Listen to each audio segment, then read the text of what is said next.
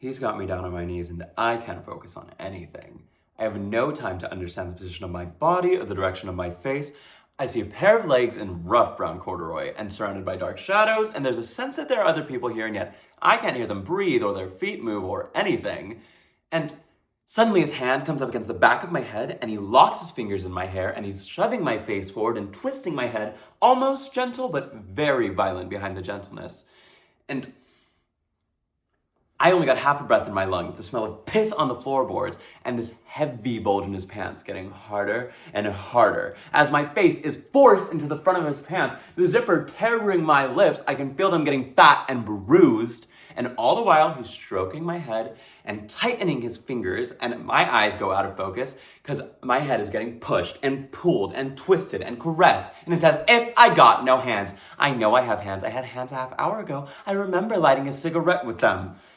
And my knees hurt from the stone floor because they banged on the floor when he dragged me down the cellar stairs, and my face slams down into the ground and there's this electric blam in my head, and I'm shocked, and then there's this pressure on my face and something cold and wet, and his arms come swooping down and he's picking me up and saying, "Looking for me?"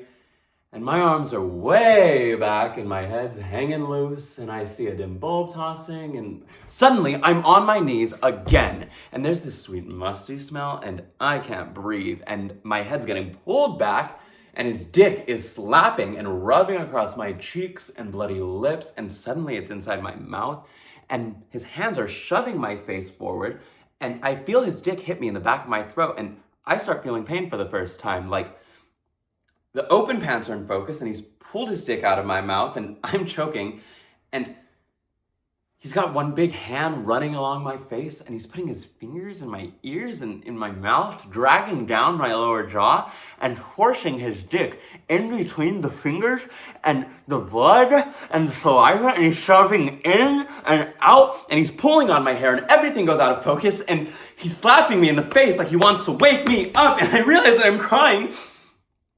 And then he tells me that he loves me, and he lifts me up and he pulls me towards him in this big hug, and he puts his lips over mine and sticks his tongue in mine, and then he's burying his rough face in my collar and dragging his tongue all over my neck and shoulders, and he's putting his hands up in my shirt, rubbing on my chest and on my stomach back and forth, and taking handfuls of flesh and pulling and twisting, and then his hands are in the back of my pants and to the sides, and suddenly he rips them apart and he punches me in the head, and it hurts and I want to scream, and then he's pulling on my hair and he pulls me to the ground and he kneels down into the center of my back, and it hurts and I want to scream, but he shoved my underwear in my own mouth, and so I'm hit with such a wave of claustrophobia and fear that it's hours before I realize that my hands and legs are tied together and that I'm lying on my side and that the rag in my mouth is soaking wet and making bubbling sounds each time I breathe.